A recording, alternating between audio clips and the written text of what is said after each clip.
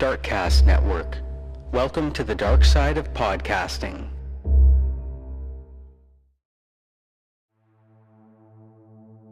California has the largest population in the United States and the site of some of the most famous true crime cases in history. But there's more than meets the eye to the crime in California. Join Sean, Jessica, and Charles on the California True Crime Podcast as they cover crime both infamous and overlooked from around our state, while looking at the deeper history that goes beyond beaches and movie stars.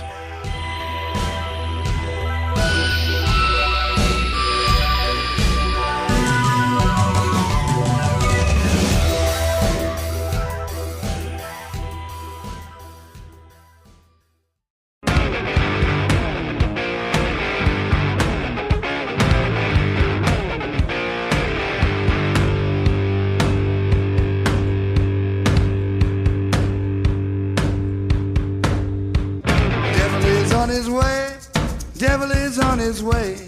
Devil is on his way, motherfucker. The devil gonna make you pay. Fall to your knees. Devil is on his way. Fall to your knees.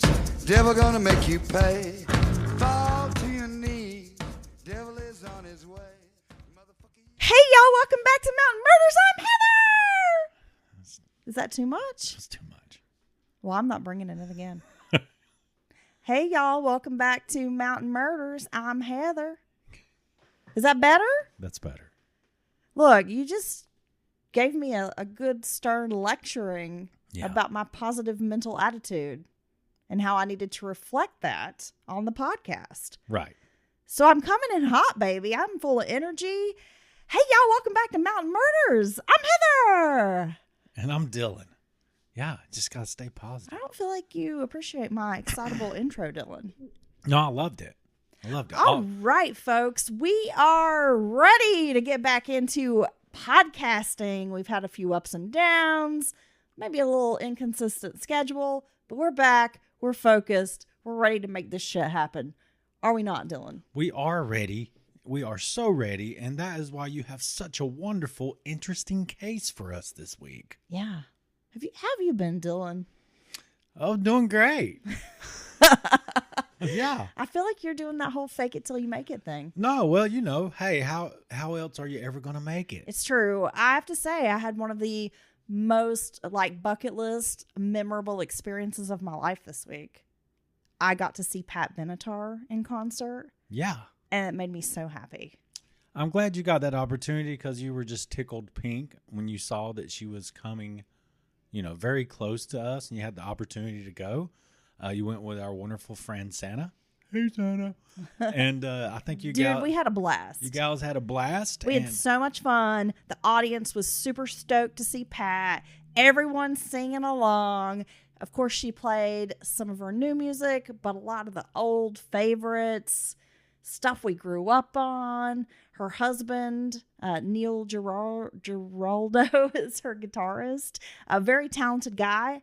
I mean, honestly, I don't know why he's not, more renowned as a guitar player, because he's phenomenal. He is in the Rock and Roll Hall of Fame. Wow. So he is in that. He has been inducted into that, as well as Pat. But, man, they sounded great. Her husband plays multiple instruments. I was very impressed. Of course, anybody who can play more than one instrument, or, hey, any instrument, I'm, blown away. Oh, so just let Prince take you into the studio while he plays 79 instruments. Yeah. Yeah, like Prince, Beck. Yeah. So talented, right? But, yeah, it was a great show. And, like I said, I got to check that off my bucket list. Well, it sounds like it was a fun crowd. Yeah, dude, everybody was having a blast. I never in a million years dreamed I would get to see Pat in concert. Some of these shows and things you'll see online nowadays, the crowd's just kind of standing there mopey. Oh, no, man. This crowd was fun. It was full of Gen Xers. You had some millennials in there. Everybody was just having a blast, partying, hanging out. It was super fun. So it was a really fun concert. So people were watching the show and not just watching it through their video recording. Yeah, I was actually surprised because I didn't see a ton of phones out. And that's why it was a fun crowd. There were some, but it would be people would record for just a few seconds and then put their phone away. But man, it was a good time. Well, I'm glad you got to do that. Kind of made my life. You know the other thing that made my life this week? What's that? I got to put up my little shitty kiddie pool. Oh, one day I'm going to buy this gal or steal her a pool. You're going to steal me a pool? A proper pool. Yeah, you just like going to dig it up out of somebody's yard and move it. Yeah, I'm a pool bandit. Yeah, okay. Okay. Yeah, because she surely loves at least the idea of a pool. Dude, my 10 by 30 is great. It has a little pump.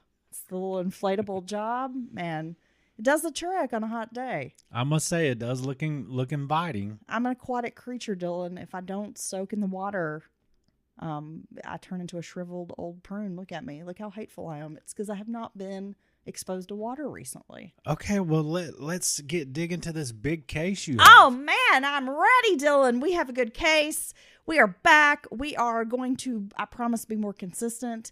And to kick all of that off, we have a great case to discuss. It's kind of a peculiar case, and there's a lot of details, a lot of information, so I'm making it a two-parter because I really want to give this case justice. I think there's a lot of important things we need to discuss with this case, and so therefore we're going to make it a two-parter. But like I said, dude, it's kind of bizarre. Just a really unexpected type of crime. Okay. Yeah, are you ready? I am. All right, Dylan, you're ready. I'm ready. Our listeners are ready.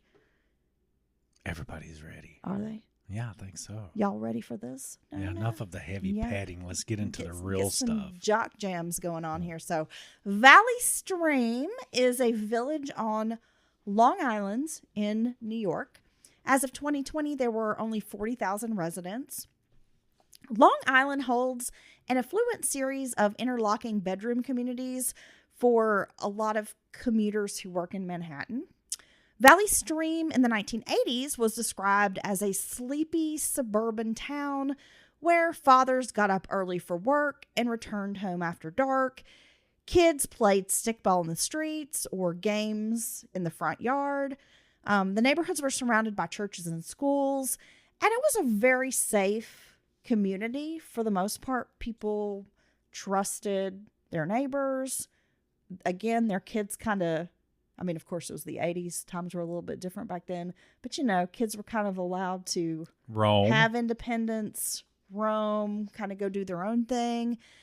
I mean, before 1989, which is the year of our case, Dylan, murder was practically non-existent in this town.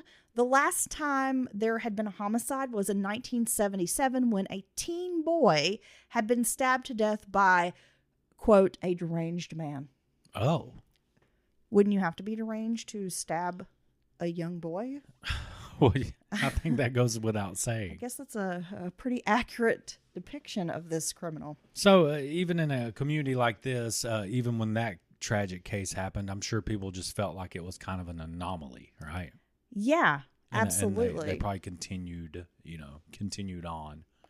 Horton Road housed 19 families in 1989, 5 of whom had been in the neighborhood since 1936.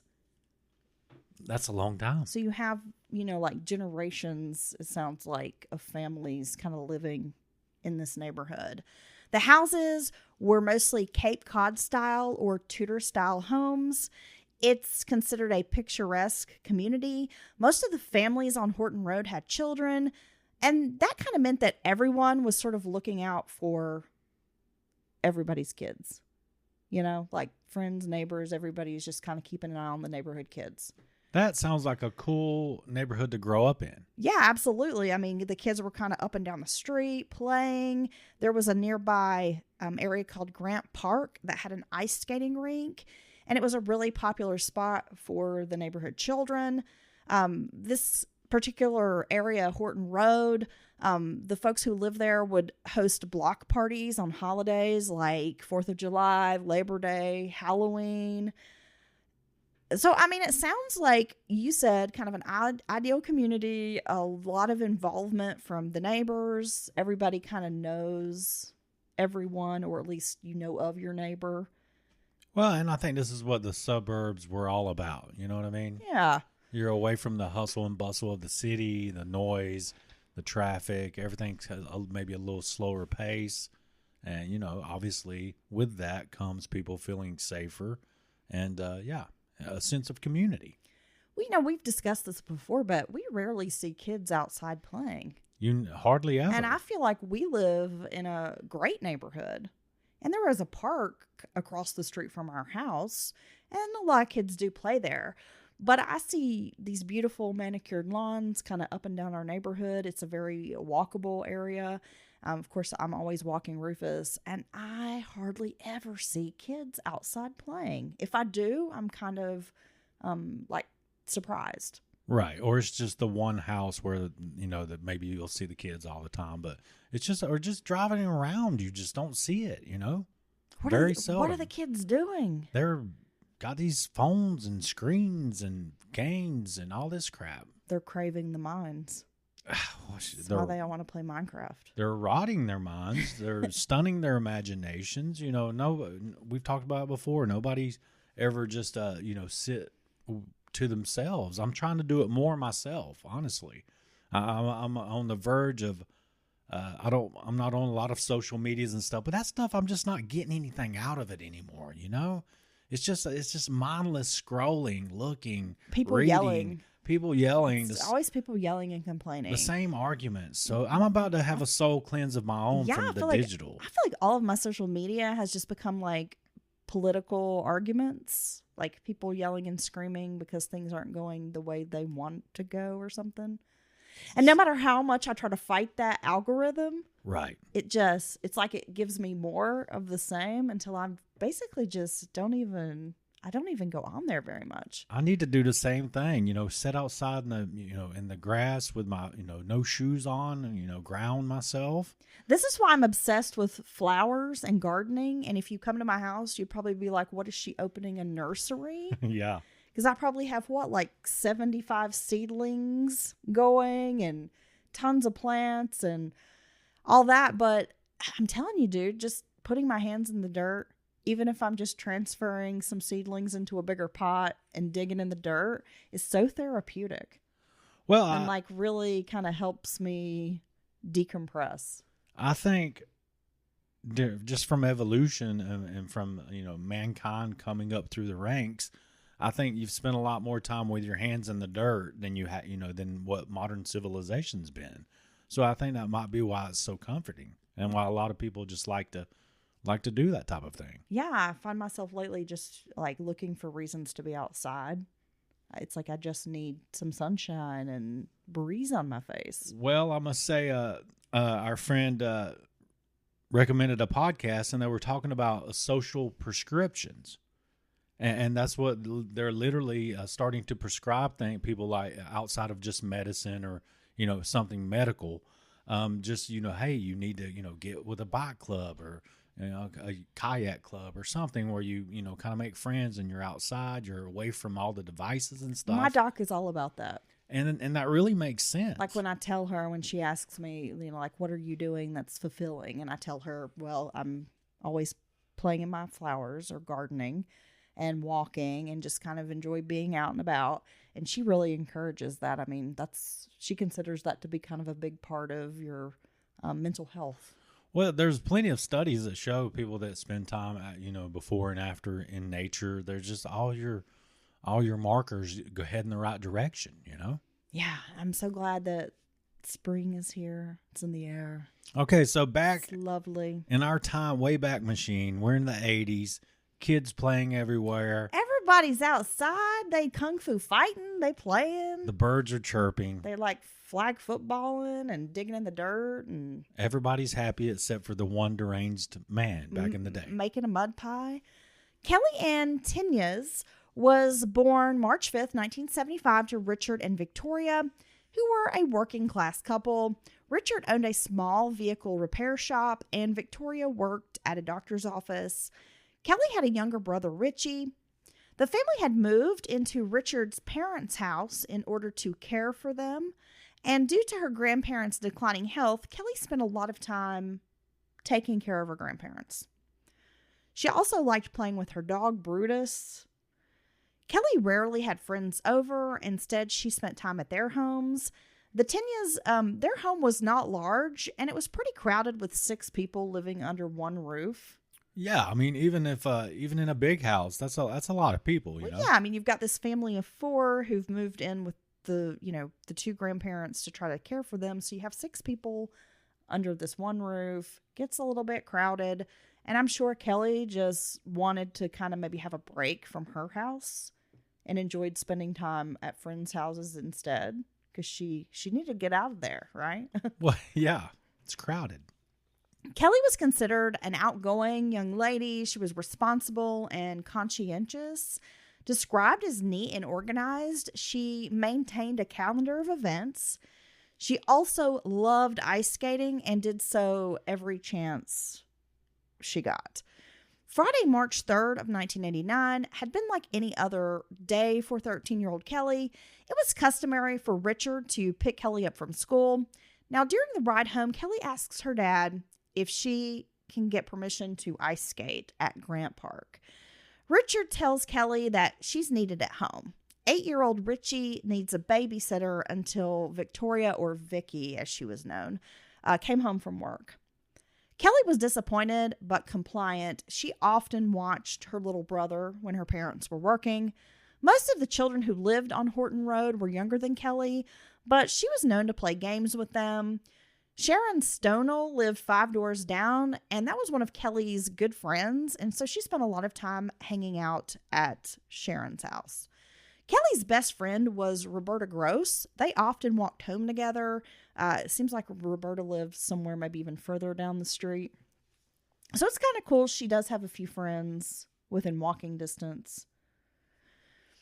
Kelly's 14th birthday was coming up, and her friend group debated what they should get Kelly. 4 friends pulled their money together in order to buy her a pair of amethyst earrings. Wow. Yeah. Roberta had planned a surprise slumber party. The plans were made, and Kelly's mother was in agreement, so the group were trying their hardest to kind of keep the secret from Kelly. Oh, and it's killing them. You know it's killing them. I mean, you got this group of young ladies, 13, 14 years old, with this big secret. I mean, come on. You know that it was difficult to keep that. I feel like amethyst had its heyday in the 80s. You think so? Yeah, there was a lot of amethyst jewelry. Jewelry? Jewelry? Jury? Just say jewelry. Every day after school, Roberta and Kelly would chat on the telephone. However, Roberta had started a job at a travel agency, and she did get into some trouble for tying up the phone line. So on this particular afternoon, Roberta waited for a period before reaching out to Kelly because she's not supposed to be doing this at work. Remember back in the day when, oh my gosh, you had to use the landline.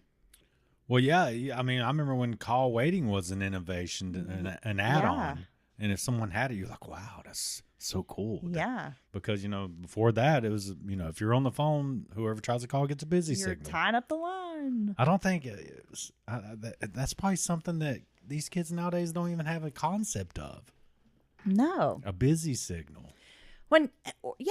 Or just how you weren't in constant contact with your friends, so speaking on the telephone was kind of a big deal. I think it was better in ways because it made you cherish your time together when you were hanging out. I agree. When Kelly arrived home, she called her friend Jennifer but got no answer. Kelly called Richard, who was back at work, and she asked once again if she could go ice skating. Richard told her, no, you need to stay home for an hour until your mom comes home. And then when your mom comes home, you can ask her about ice skating. Vicky always said yes. So, Richard was like, all you got to do is wait an hour and I'm sure you'll be able to go ice skating.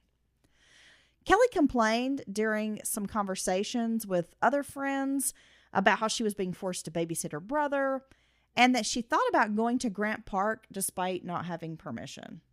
Like, I should just leave him here and go. Oh, gosh. When the phone rang at 3:10 p.m., Richie answered. The caller said his name was John, and he asked to speak with Kelly. After a short conversation, Kelly told Richie she was going to visit a friend, Nicole, just down the street, and she would be right back. After Kelly left, Richie waited about 5 minutes Now, it was unlike Kelly to leave him alone when she was tasked with babysitting. Like, she's a very responsible big sister. So she may grumble about it, but she's not going to actually leave him by himself. No, she's never done this. Worried, Richie left the house around 3:15 to look for his sister. When Richie arrived at Nicole's house, she hadn't seen Kelly. Walking back home, Richie spotted a 6-year-old named Harry Finney. This was a kid that Kelly would sometimes babysit. And Harry Finney was playing in front of Sharon Stobel's house. So, here we've got Sharon, good friends with Kelly, and Harry, a little boy who knows her pretty well. She's his babysitter. Richie asked the child, "Have you seen Kelly?" The little boy said he watched Kelly go into the neighbor's house. The Golub family hardly knew the Tenyas family despite being neighbors. 57-year-old John was a slight man, only around 5 feet tall, and he walked with a pronounced limp from childhood polio. He operated a gas station and was also a mechanic. John Golub was often seen outside tinkering with his boat or a Rolls Royce that he was meticulously restoring. His wife Elizabeth was kind of known in the neighborhood for standing out in the driveway sweeping. Wow. Sweeping the driveway. Okay. Which kind of makes me laugh because my Nana loved to sweep the carport in the driveway. I'd always be like, girl, it's just getting dusty again. So Elizabeth was even shorter than John. So these are two very tiny people. Elizabeth was a devout Catholic. She attended St. Joseph's Roman Catholic Church. She worked in an office at a transportation company and was known to frequent garage and tag sales. And we'll talk about that more later. The Golub family had 3 children, an adult daughter named Adele, who lived in New York City, another adult son named Robert, who was 20, and a 14-year-old son named John Jay. At 3, and they called him John Jay because I guess he's a junior, but they didn't want to call him John Jr. So John Jay sort of separated John and John Jay. Absolutely. At 3:45 p.m., Richie was back at the house, and that's when he called his dad. When Richard answered, the boy told him that Kelly had left him alone and had not returned. Richard told him that Vicky would be home pretty soon, so he should just hang out. But then Richie mentioned the Golub's home and that Harry Finney had seen Kelly go into this house. That's when Richard became slightly alarmed, just because it was very out of the ordinary. Because despite, again, being neighbors, they didn't really know each other. Just sort of in passing. But they were not like families that were friends or hung out together. They didn't have barbecues on the weekend. No. Richard ordered his son to march over there. He said, quote, "Go find Kelly, Richie. Go to the Golub house and beat on the door and call out for your sister." Because, again, Richard hardly knew this family, and there was no reason he could think of for Kelly to be there. But he's sending the 6-year-old? He's 8. 8-year-old? Bro. This is the 80s. This is the 80s. This is the latchkey 80s. Are you kidding? I'm like, this 8-year-old probably like... He's probably got like a nicotine habit. This 8-year-old probably like cuts the grass and goes grocery shopping for his mom. Times were quite different. Yeah. Richie searched until he found the Golub's phone number. He called several times without getting an answer. Richie finally walked to the Golub's house. Loud rock and roll music was blaring, so no one could hear Richie's knocks or pleas for Kelly. Richie yelled from the sidewalk, "Kelly, Brutus is loose." Kelly adored her dog Brutus, and if he'd gotten out, she would have reacted right away. So he thought, if I tell her Brutus is out, she's going to come running out of the house. It's a good way to draw her out. Richie thought, if he continued walking up and down the street, calling her name, he would find her. She would come out. So he's doing everything his little kid brain can come up with. He's doing everything that an 8-year-old can do. When Richie returns home, the phone was ringing. He thinks it's his sister, but is disappointed to hear Roberta's voice on the other end.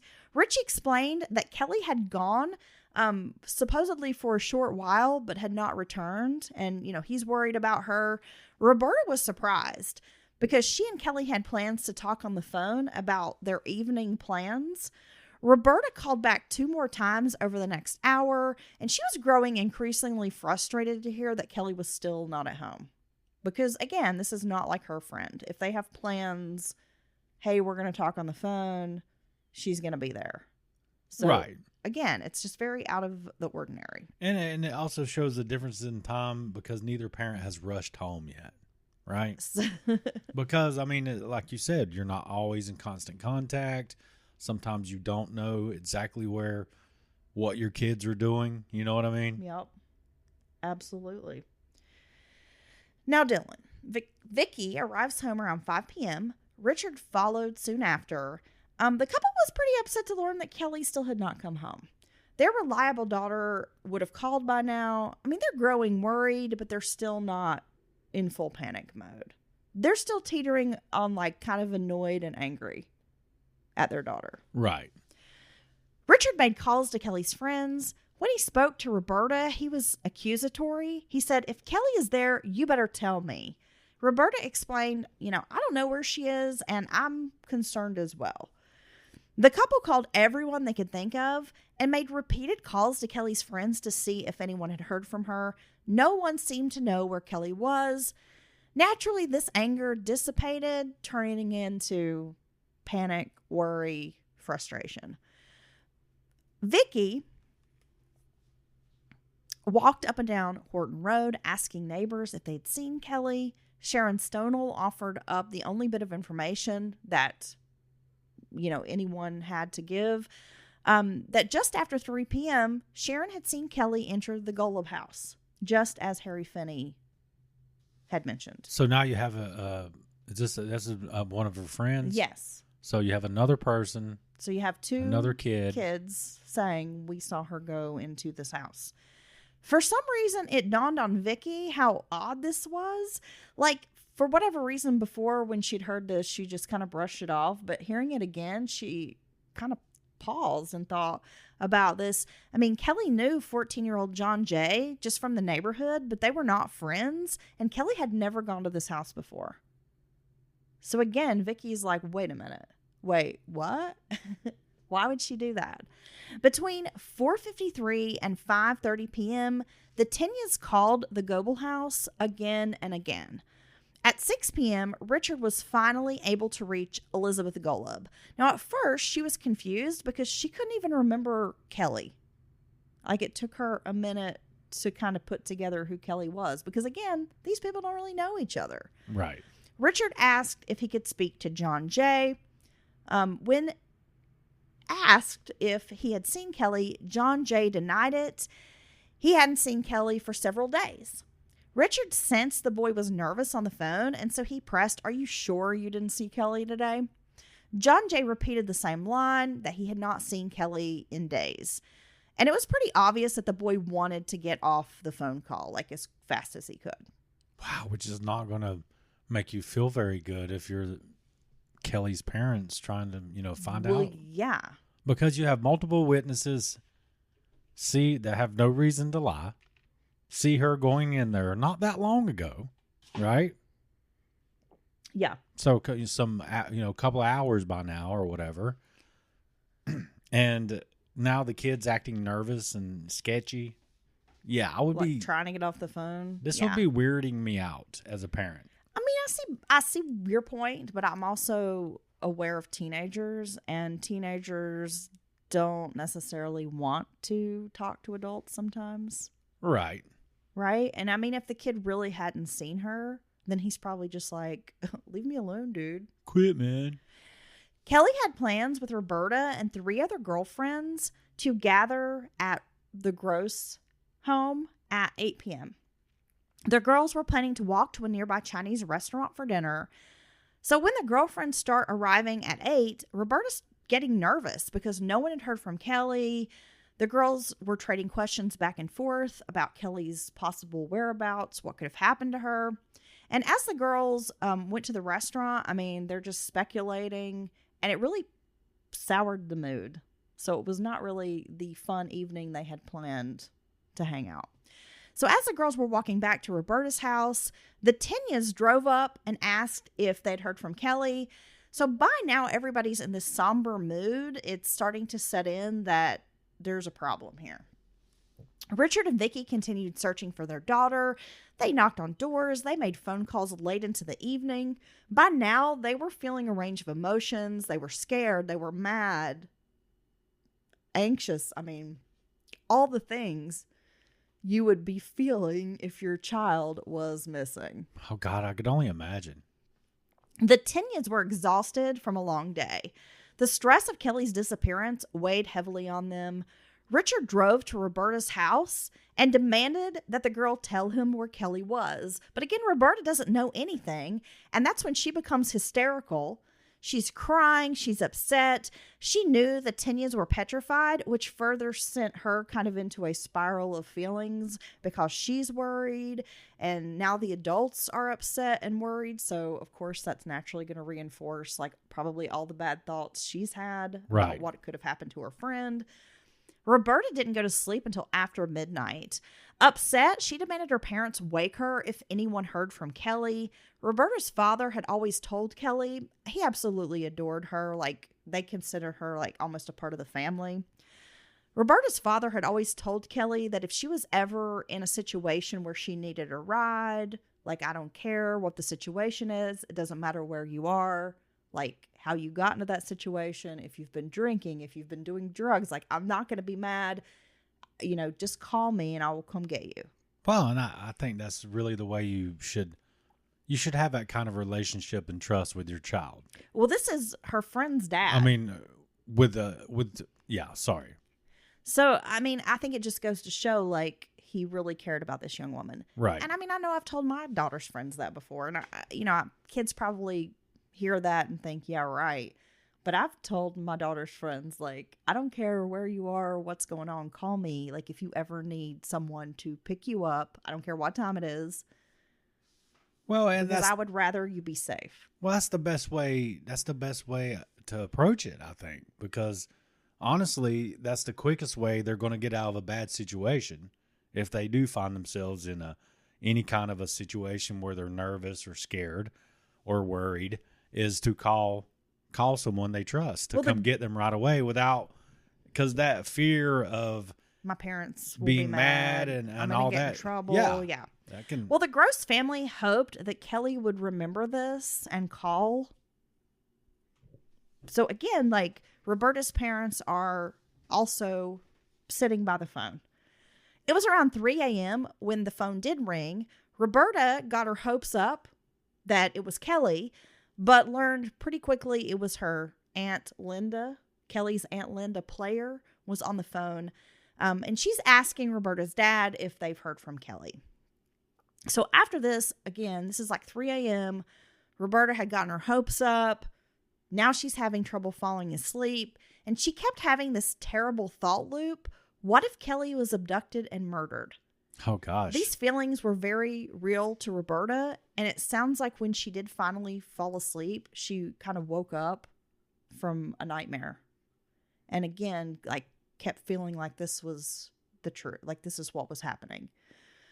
Again, it's very scary, right? And it's funny how we have these, like, sixth senses sometimes. Well, yeah, it's because you share a frequency with someone. Because I've heard multiple times when I listened to a true crime podcast today about a man who went missing, and his wife said when she heard that information that she knew in her heart of hearts she would never see him again. Well, I've heard many times parents just saying they just like kind of, even wake up with a start or all of a sudden have a realization that their child's no longer alive. Yeah. Even though they didn't even know anything had happened to them yet. Yeah. And that's what the wife in this case said, that when she found out that they found the car and her husband was missing, she said, I knew that I would never see or hear from him again, that he was gone. That's crazy. Yes, I know. In the middle of the night, the Tinyas family called the Golubs again. Elizabeth, of course, she was a little frustrated getting this call in the middle of the night. But she, denied knowing anything about Kelly, and she agreed to put her son on the phone.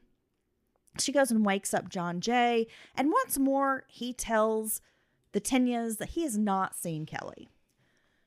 Elizabeth, instead of at first being a little annoyed, then she starts feeling sorry for these parents because who wouldn't be freaking out if their child was missing? Right. So she's very sympathetic to these people, and she's realizing okay, yeah, they're calling me at 3 a.m, but I would be calling someone at 3 a.m. if it was my child. Victoria's sister, Linda, and her husband had come to the Tenya's residence as soon as they heard Kelly was missing. By morning, they had called everyone they could think of.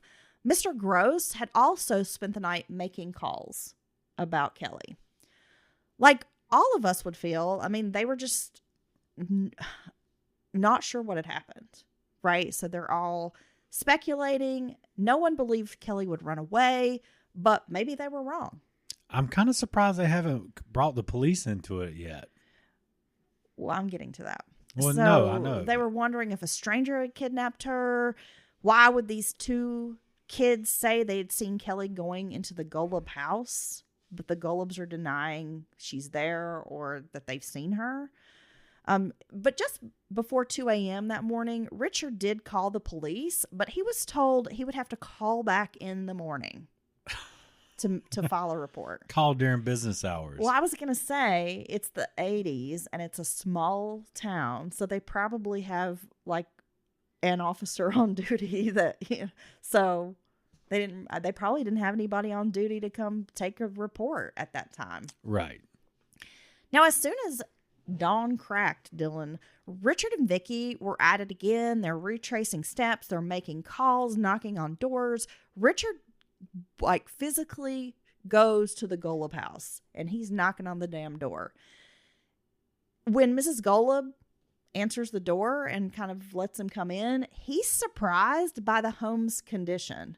Mrs. Golub was often seen sweeping the driveway, and the exterior appearance of the home was near perfect.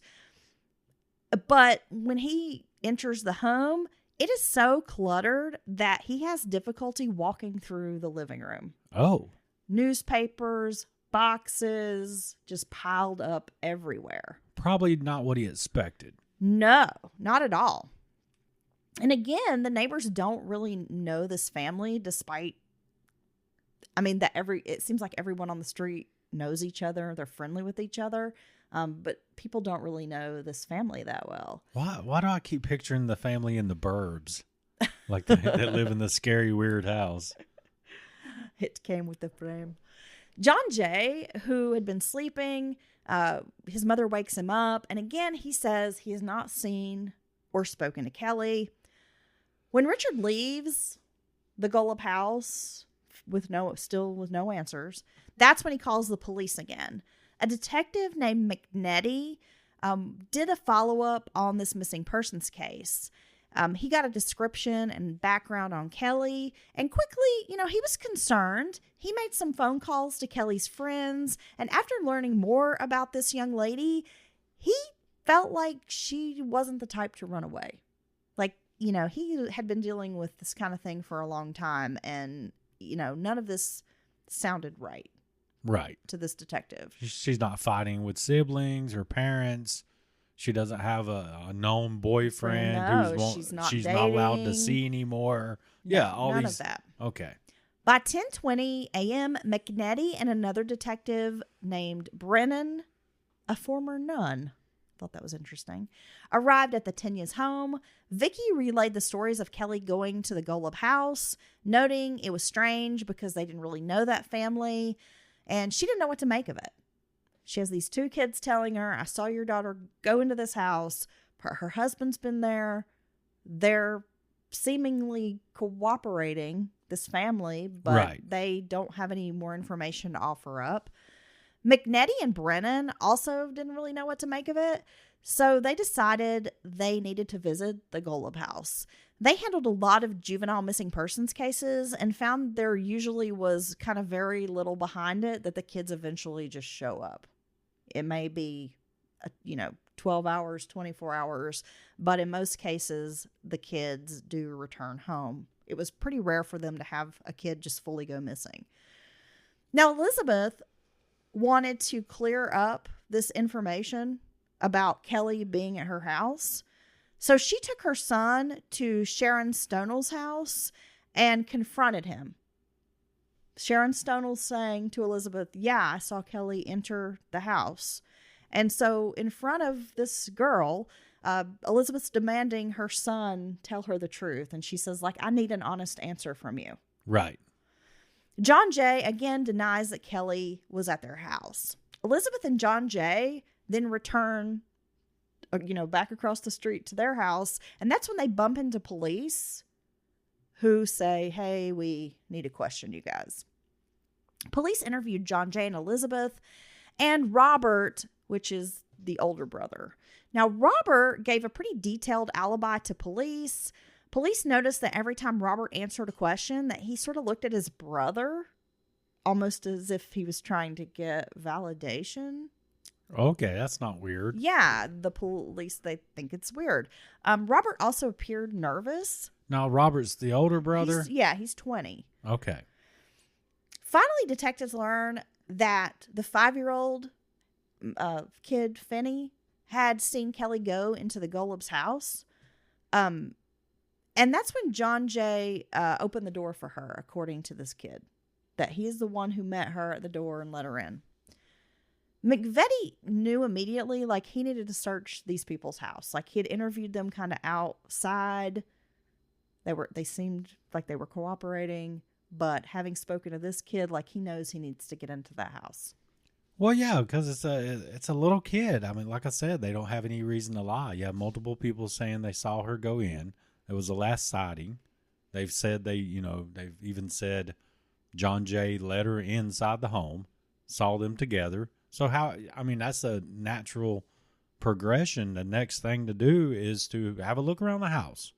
And you have Elizabeth who's like, let's clear the air on this. We're worried, where's the girl too? But we don't have anything to do with it. She's not in my home. So she's seemingly being cooperative. And so, yeah, why not? Let's go search the home right quick, and we'll go from there. So by 11:45, the investigators returned to the Golub's door. They asked permission to search the house, which Elizabeth consented to. John Jay even urged his mother to sign the consent to search the house. Like, go ahead, Mom. It's fine. John Golub and a detective, they did wait for John Sr. to arrive back at the house before they did the search, just to make sure he consented as well. Because he's the man. Well, Elizabeth was like, can we wait for my husband? I'm I just don't kidding. mind if you do this, but can we wait for my husband? And he'll be back in a few minutes. So they did wait for John Golub. And he and a detective began in the basement, which was littered with clutter and trash. Like broken glass, boxes, newspapers. It sounds like a lot of the items that Elizabeth would buy at garage sales. Like, the house was just piled up with items. Knickknacks. And paddywhacks. And dog bones. Yes. The officer had to push boxes and items to even, walk through this basement. Beneath the stairwell was a small closet, and there was a door, but the door was blocked by a steamer trunk. When he finally moves the steamer trunk, he sees that this is actually a really big room, and there's a sink and a toilet inside. He notices another steamer trunk. A steamer trunk. I don't know why that's so hard for me to get out. Was propped up against what looked like a closet door. John explained that was a bit of a storage area. When the heavy trunk was dragged away, Detective Charney opened the door with his flashlight, peering in. He sees something kind of heaped in an awkward position. So he crawls into this storage/closet area, and he realizes it's like a sleeping bag. Oh. That's kind of all strangely heaped up. So even in all this clutter, this kind of catches your eye. So when he kind of touches the sleeping bag, the zipper moves down a few inches and reveals a human leg covered in blood. Oh my gosh. Yeah. I bet he didn't expect that. I don't think so, Dylan. John Golub is shocked to see Charney's expression, and he asks, "What's that? Is that a body?" The basement now is a crime scene. John Golub bolted upstairs to tell his wife what the detective found. One officer secured the scene while another went to call for homicide assistance. I mean, now we have an active crime scene. Detective McVetti knew word would spread fast in this kind of neighborhood, so that's when he quickly went to the Tenya's house. He informed Robert and Vicky that the body of a girl was found inside the Golub's basement. Vicky's wails could be heard down the street. My God. When neighbors heard this intense crying, people started sobbing in the streets. Like, it was horrible. Detective Brennan even lost her composure as she was trying to call over the radio. She was crying and saying, "My God, there's the body of a little girl in here. Hurry, we need help." And it was so emotional that the officers at the station thought it was some kind of prank.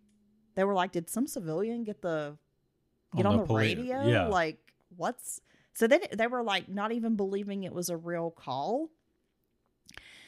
But one of the homicide detectives was like, "We should go ahead and just drive by and see what's going on. I mean, it could be something, it could be nothing, but we should go check." So at around 12:48, they arrive at the scene and find out that the call was very real. Multiple police cars were lining Horton Road at that point. Officers were milling around. At least 20 residents had gathered on the sidewalk in front of the Golub house. John Golub was asking detectives, "Do you think it's drugs?" What? Yeah. Due to the clutter, it was nearly impossible to approach the body without disturbing the potential evidence. John Golub told investigators that he'd cleaned the basement a few weeks earlier. So if it's already in this terrible condition, what was it like 3 weeks before? You think he really cleaned it? Supposedly. And he told the detectives that the entire house was a disaster, and that's how his wife kept it, and that she was not a very good housekeeper. And I'm thinking, well, boy, you could do some chores, right? Well, those kids, or those grown kids, Yeah. able-bodied boys. Yeah. As the body was being removed, it was noted that the skin had slippage, which is an indicator that it had already started decomposing. With the cool temperature of the basement, the body should have kept for a few days.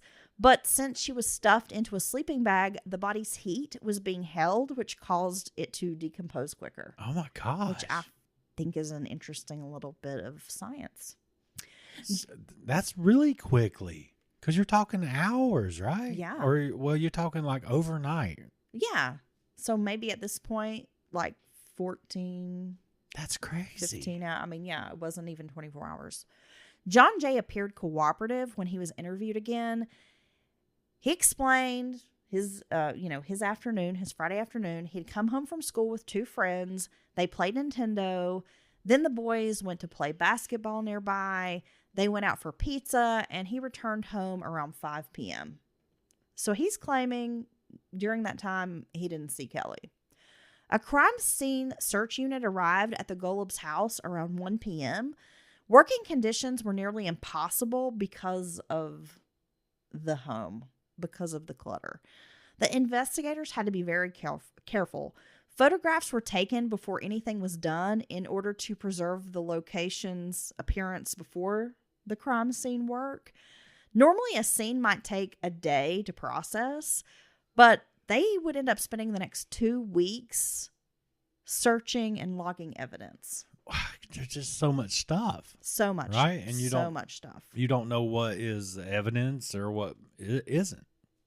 Medical examiners found the victim had a purple face. It was purple and like blackened from massive bruising. It was nearly destroyed. The body belonged to a female teenager. Her throat had been slit with a cut so deep it extended to the backbone. She was missing large patches of hair pulled from the scalp. Damn. This girl was tortured, Dylan. This is horrible. It doesn't get any better. Lying in the bag was a bra soaked in blood. It was kind of knotted and appeared to be fashioned into almost like a garrote. Clasped in the knot was a big clump of hair. From the top of her chest to the pelvic region was slit and laid open, exposing the internal organs. I mean, what in the world? Who would do this to someone? This is like Jack the Ripper shit. Lacerations in long, shallow cuts lined the upper portion of the body. The vaginal area was completely mutilated. Like someone had just repeatedly stabbed and stabbed and stabbed and stabbed that area. The medical examiner described it as the worst damage ever done to a body, like even more than when they had examined someone who'd been hit by a train. Wow. Yeah. It appeared that whoever had killed this girl was a very powerful person. It would take strength to do this kind of injury. Linda Player, that was Kelly's aunt, she actually identified the body. Detectives told the Tinyas about the positive ID and that a homicide investigation was underway. Now, as this is transpiring, the more detectives try to speak with John Jay, he grows more evasive and almost cocky to investigators, and he stops cooperating. And he's just really being like a smart aleck. Okay, well, that's... I'm actually surprised he's talked to them this long, honestly. Bloodstained items were found in the basement, including cardboard, paper, clothing, scraps of carpet, a silver button, and a card table. A picture frame with 3 children was splattered with blood. The basement carpet was stained.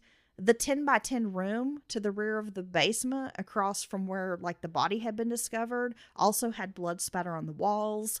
Blood pooled on the floor. It was apparent that this was the room where Kelly was murdered. There were several attaché cases in this room. Detectives opened them. They found a turtleneck, 2 white sneakers, some white tissue paper, a pair of white panties, 2 black socks, and a white t-shirt and a pair of black jeans in one of the cases. And in a second case, they found a green sweater and a brown leather bomber jacket. All of the clothes had blood stains. Some of the clothing items were just completely soaked in blood. The items matched what Kelly had been wearing on Friday when she vanished. Of course, she's got that brown leather bomber jacket. That was the shit. That was back like in the day. quintessential jacket you had to have in the late 80s or early 90s. A latent handprint was also discovered on the closet's molding where Kelly's body had been hidden. The handprint was made in blood. Whomever had placed Kelly's body in the closet had braced themselves, it seemed, by leaning kind of against this wall to make this handprint. Right. Unfortunately, the print was smudged during transit when they were getting it back to the lab or whatever. A World War I bayonet was also discovered with a blood-stained blade. Robert Golub was tracked down at a movie theater on Saturday night because when they found the body, he's not at home. He's gone. They don't know where he is. And it also seemed like his parents just sort of, they were really concerned about John Jay, but they seemed like they just didn't care about Robert or where he was or what he was doing, which Okay. detectives kind of noticed, okay, seems a little odd. So again, he's tracked down at a movie theater on Saturday night, and that's when police tell him they need to speak. He asks if it's about outstanding traffic tickets. Yeah, that's why the detectives came and found where you were. Robert waived his right to a lawyer and started answering questions. The friend that he was with that evening confirmed that at 9 p.m. on Friday night, Robert was picked up. They bought pot. They went to a bar, and he dropped Robert off around 1 a.m. At no point during that evening, on Friday evening, did Robert mention anyone named Kelly. They did take DNA from Robert. He was cooperative and seemed to be telling the truth. Yet Robert had abrasions and cuts on his hands. Detectives, of course, are eager to hear this explanation. He said he got the cuts from changing weights. Oh, like working out? Yeah, he's a bodybuilder. We're going to talk more about Robert. Robert wouldn't speak of the murder. He only said, quote, "I know something bad happened in my house, but I don't know anything about it." So he would never come out and actually use the word murder. Someone was killed in my house. Like, he seems almost like he's kind of dancing around saying that. Robert stuck to his story. Detectives knew Robert was the only person in the house with any free time to commit the crime because, again, John Jay had friends over. They're hanging out. They're playing Nintendo. They leave. They go play some basketball. They go eat pizza. So from that 3 p.m. to 5 p.m. hour, Robert's the only one that's not doing anything, that's by himself in his room hanging out. The only one who doesn't have someone to account for his whereabouts. Right. Yeah. John Jay, again, they had friends over. They're together the entire time. So the only part of Robert's story changed during the, I believe they interrogate him for like 15 hours. I mean, it's a really long time. So he starts to kind of change his story after they are some hours in with this interrogation. And he remembers that maybe he made some trips downstairs from his room. And maybe, he's not sure, but he might have been in the basement 2 days before. Now, originally he said he hadn't been in the basement for like 2 weeks. But now he's saying, well, maybe it was a couple days before all this happened. And maybe I went downstairs. So, starting to change up little details. While the Golubs retained a lawyer immediately for John Jay and for themselves, they didn't have a lawyer for Robert. It was on Sunday. So after he's been questioned for 15 hours by law enforcement and held at the police station, Sunday they get a call from an attorney saying that he is representing Robert and that the police need to let him go. So everybody had lawyers except for in the family, or lawyer except for the guy who's been at the police station the whole time. Yes. So again, detectives kind of note this, how the parents are like protecting themselves and their younger son, but it almost seems like they don't really care about this older son. That's weird. Yeah. The leather bomber jacket had more than a dozen puncture wounds, like once they get this into evidence and they start examining it, which matched the bayonet blade. The wounds had gone through the jacket, through the shirt, and had pierced into Kelly's skin. During the autopsy, no semen was found on Kelly's body. Kelly bit her fingernails, so they were unable to get any like scrapings underneath the nails to indicate that maybe she tried to scratch her assailant. So that's why you need to stop eating your fingernails, Oh, my Dylan. God. I'm not going to be able to leave any evidence under my nails. Okay, well, maybe we should just keep that going. I'm going to poke just in case my little finger in their eye. Oh, gosh. That's Well, at least that's the only place you're going to poke your little Like, finger. is that not your eyeball on that dead man's finger? There were over 200 blows to Kelly's head. I mean, it's just hard to even imagine the picture. I mean, the state that her body was discovered in, the wounds and stuff. I mean, it's just hard to even wrap your head around. Yeah. Yeah, it is. An antique rifle had also been discovered in the basement while they were searching. There were bloodstains on the butt of this rifle, and the medical examiner concluded that the gun had been used to like hit Kelly in the head. Like they had used the butt of this rifle to bludgeon her. Though Kelly's throat had been split, there was evidence she had also been strangled with the knotted bra that was found kind of twisted on her body. There was also a hole in her neck that matched the bayonet. There were signs of trauma over every inch of this girl's body. The medical examiner concluded that only someone incredibly fit and strong could have inflicted this kind of damage. 2 sets of marks were also found on the buttocks that seemed to make a half moon shape, and they bore a similarity to bite marks. DNA testing had never been used to convict a murderer in New York State at this time, and detectives started wondering if maybe Kelly's would be the first case. Reporters lined Horton Road hoping to get an interview or more details about the investigation. John Jay stood in the window of his second-floor bedroom, waving down to reporters and photographers, and would shout out the window that he didn't know who killed Kelly. Everyone's like saying he seemed like he was loving the attention. Like the neighbors think it's weird. The reporters are finding it very weird. It's almost like he's excited to be in the window and like people are looking at him. Dude, I mean, I would be totally blown away that this person's body's found in my house. I would be very disturbed. Well, I think most people would be very disturbed. Yeah. If they hadn't placed the body in the house, they're wondering how it got there, right? Right. And worried about who did it. You know, this poor girl's been, butchered essentially in our basement. And just that there's nothing about this that would make me happy. Elizabeth Golub appeared to be in shock and was barely able to speak. John Golub extended his full cooperation and was starting to come to terms with the reality that one of his sons was very likely the killer. Following up, they did more interviews with John Jay and the two friends that were at the house. The alibi kind of determined that they didn't have time to participate in this murder. Like based on, we were playing Nintendo, we went to play basketball, we went to eat. Detectives are really feeling like there was not a time, like it didn't match a timeline. Well, yeah, and I'm sure you could find people at the pizza place that saw these kids, or other people playing basketball. So they're, kind of. Well, they're not. They have a pretty solid timeline. They're not showing up in bloody clothes, and we're going to get to more of that here in just a second.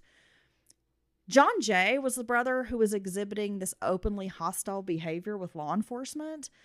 People in town described the boy as being, quote, a little crazy. John Jay knew Kelly and would be able to lure her over to the house. But Robert, who was only 5 feet tall, weighed 175 pounds. He was a bodybuilder. And physically, Robert seemed to be more of a match for the murderer than John Jay. Right, because they think it's someone who's strong. Yeah. An anonymous source informed detectives that John Jay's friend had been telling people that Kelly was murdered with a bayonet, which is information that had not been released to the public. Yet the 3 younger boys had played basketball after leaving the house, and they had no specks of blood on their clothing. One of the boys had a cast on his hand. There were no traces of blood or evidence that the cast had been recently cleaned. At a press conference, detectives said that someone from the Golub house was responsible for murdering Kelly, but they didn't yet have sufficient evidence to make an arrest. Both brothers, Robert and John Jay, were listed as suspects by detectives. And that is where we're going to end episode 1. Damn. Does this case not blow your mind? Yeah. Because it's insane. It is wild. I mean, it's just crazy how just a normal day can turn into this. Yeah. For a family. A freaking nightmare. And we'll think about both families. Because, of course, Kelly's family is panicking. They're concerned. They're having all these feelings. But imagine if you were like Elizabeth. Right. This mother keeps getting this phone call. She doesn't even know who this girl is. Okay. Something decided to move on my desk. I mean, they don't even know this girl. Right. And then her body's in your house. They're trying to and cooperate. You spent the whole night in this house not knowing there's a body in your basement. Yeah. And then thinking who killed this girl? That I live with the killer. Is it my son? One of my sons? Or my husband? I mean, did some person break in my house and murder a girl here? I mean, now could you imagine you're wanting to cooperate, clear the air? At that point, I'm sure it seems that she was worried. The whole neighborhood's worried about where this little girl is. And then like, yeah, sure. You can go, consent to search. It's whatever you need to do to, stop worrying about us so you can really go find this girl. I mean, that's probably what you're thinking that whole time. Yeah. And then this gruesome discovery. I mean, it's just, wow. It's unimaginable. And again, the story is a little out of the ordinary, right? It's knucking futz. It is. It sure is. So, Dylan, I'm going to leave you hanging, biting your nails and just hanging on the edge of your seat. Like, just you can't wait to know what happens. God, is it Robert? Is it John Jay? What's happening? Not going to know till next week. I'm not going to tell you yet. All right. Well, thank you for that, Heather. God, a poor girl. So terrible. And, yeah, I can't wait till sometime this week. Yeah, we'll shoot for a midweek. And because there's a lot going on in true crime, a lot of wild stuff to talk about. So, yeah. Oh, we have so much to talk about. I can't wait for that. So, until then, yeah, keep it creamy. Okay. Yeah.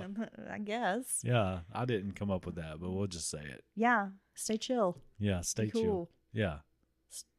Keep trucking. That's right. Go stand with your bare feet out in the grass.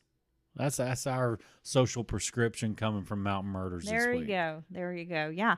Everybody have a great week, and we will be back here in a couple of days. All righty. Bye, Dylan. Bye.